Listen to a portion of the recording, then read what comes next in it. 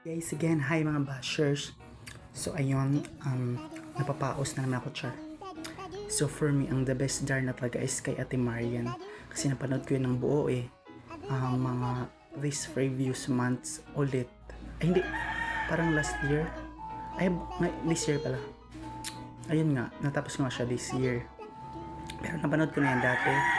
Pero hindi lahat kasi diba nakikinood lang. Pero napanood ko yung finale, yung intro, yung episode 1 yun.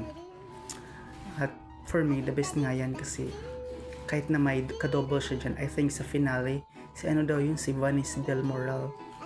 Pero same figure naman sila ng katawan.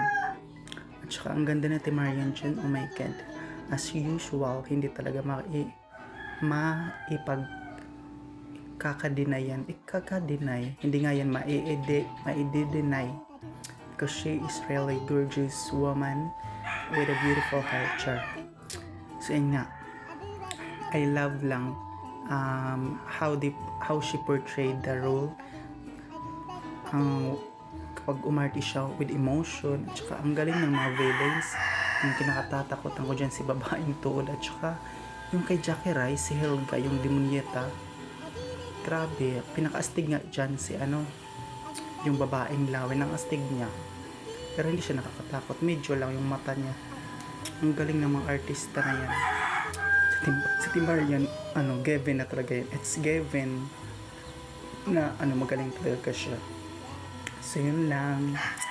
Kung may new season man ng Darna, sana ka-level niya sa Ate Marian kapag umarte. Sana wag naman yung mga lang, char. Yung mga basta-basta lang, char. Hi sa'yo, kung bago ka pa lang dito sa aking Facebook account, please follow my Facebook account po para ma-notify ka sa mga updates about kay Ate Marian at sa Dongyan Couple. Salamat!